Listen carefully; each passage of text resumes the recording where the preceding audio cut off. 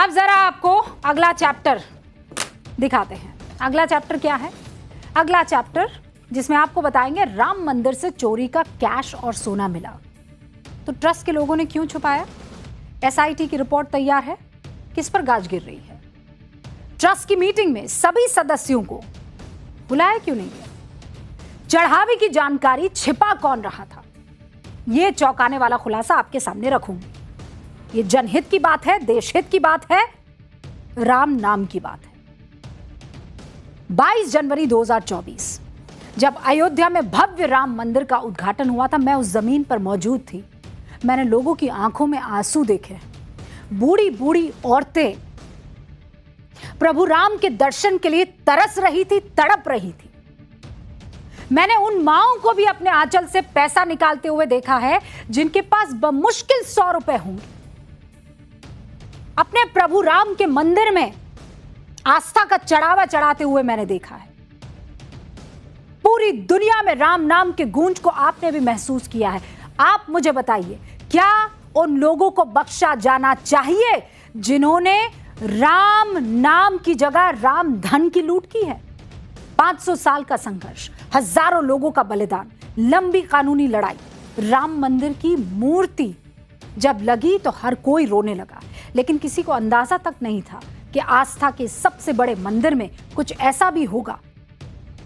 राम मंदिर के एक बार फिर सुर्खियों में लाने वाले इन तमाम आरोपियों को क्या बख्शा जाना चाहिए? राम मंदिर के चढ़ावे में चोरी की अफवाह ने पूरे देश को हिला दिया है। सरकार एक्शन में है, एसआईटी अपना काम कर रही है। अब जो खुलासे हो रहे हैं वो इतने चौंकाने वाले हैं कि आप अपने कानों पर विश्वास नहीं कर पाएंगे। सूत्रों से जानकारी मिल रही है, राम मंदिर ट्रस्ट के सभी अधिकारियों को सही जानकारी दी ही नहीं जा रही थी। आयोजन के नाम पर हिसाब किताब में करोड़ों के हेर फेर किए गए और चोरी जब पकड़ी गई, बदनामी के डर से इसका खुलासा नहीं हुआ। 2 करोड़ की चोरी हुई, आंकड़ा 200 करोड़ तक पहुंच गया। आरोप है, यह आरोप लगाए गए कि राम मंदिर की सोने चांदी की हजारों शिलाएं गायब कर दी गई। अब यह सब आरोप है, जांच चल रही है, रिपोर्ट अभी आई नहीं है। इसीलिए इन आरोपों को अफवाह के तौर पर मान लीजिए, एक बार के लिए मान भी लिया जाए, लेकिन अगर ऐसा हुआ तो आस्था के नाम पर कितना बड़ा खिलवाड़ चल रहा था, आप ये समझ सकते हैं।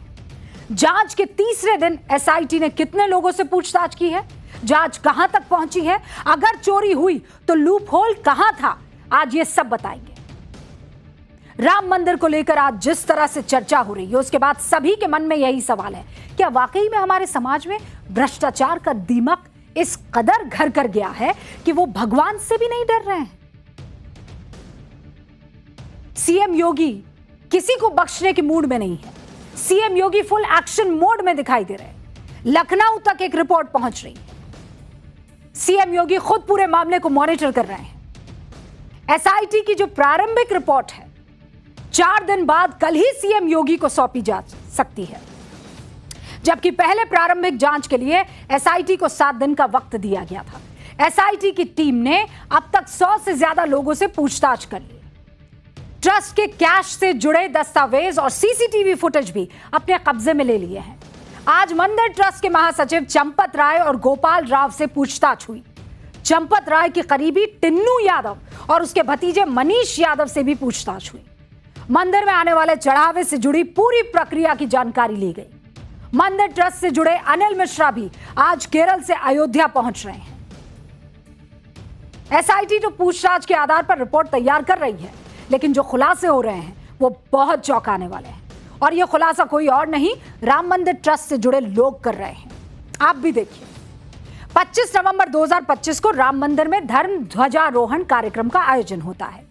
इस कार्यक्रम में पीएम मोदी ने मंदिर शिखर पर धर्म ध्वजा अर्पित की थी। दावा है कि इस आयोजन में लगभग 6000 गेस्ट शामिल हुए थे। ट्रस्ट के रिकॉर्ड के मुताबिक कार्यक्रम में 10 करोड़ 12 लाख रुपए खर्च हुए, यानी प्रति व्यक्ति औसतन लगभग 16,000 रुपए का खर्च आया, जबकि लगभग 1500 गेस्ट बाहर से आए थे और बाकी गेस्ट आसपास के क्षेत्रों से आए थे। अब सूत्र हमें बता रहे हैं कि इस खर्च का विस्तृत विवरण ट्रस्ट के सदस्यों को उपलब्ध ही नहीं कराया गया।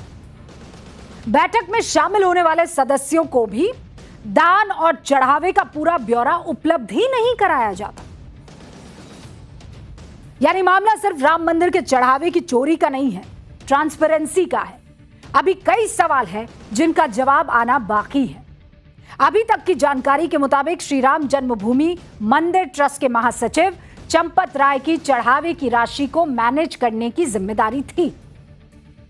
उन्होंने ही मंदिर के चढ़ावे को बैंक तक पहुंचाने का पूरा सिस्टम बनाया था और यही वजह है कि सवाल भी चंपत राय और उनके करीबियों पर ही उठ रहे हैं। और आप सुनकर चौंक जाएंगे, राम मंदिर में जितना चढ़ावा आया उससे ज्यादा तो मंदिर को बैंक से ब्याज के रूप में मिल गया। सूत्रों के मुताबिक दावा किया जा रहा है कि श्री राम जन्मभूमि ट्रस्ट को 11 महीनों में दान के रूप में लगभग 83 करोड़ रुपए मिले, जबकि इसी दौरान मंदिर को बैंक से 138 करोड़ रुपए का ब्याज मिला। सूत्र बता रहे हैं कि मंदिर ट्रस्ट से जुड़े पदाधिकारियों को चढ़ावे की जो चोरी हो रही थी उसकी खबर पहले ही मिल गई थी और दावा किया जा रहा है कि 5 जून को मंदिर से जुड़े पदाधिकारियों को जानकारी मिली भी थी कि गुप्त दान की काउंटिंग का काम देख रहे कुछ लोगों ने गड़बड़ी की है। इसके बाद कैश का काम देख रहे लोगों की तलाशी ली गई। तलाशी में उनके पास कैश भी बरामद हुआ। यात्री सुविधा केंद्र के बाथरूम से भी कुछ कैश बरामद हुआ, लेकिन बदनामी के डर से ट्रस्ट ने इस मामले की शिकायत दर्ज ही नहीं कराई। ट्रस्ट के पदाधिकारी अपने लेवल पर ही इसकी जांच करते रहे और बताया यह जा रहा है कि 5 जून को ही लवकुश मिश्रा उनके बहनोई अनुकल्प मिश्रा के घर पहुंचे।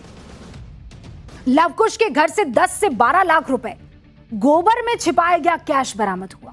आप देख रहे हैं।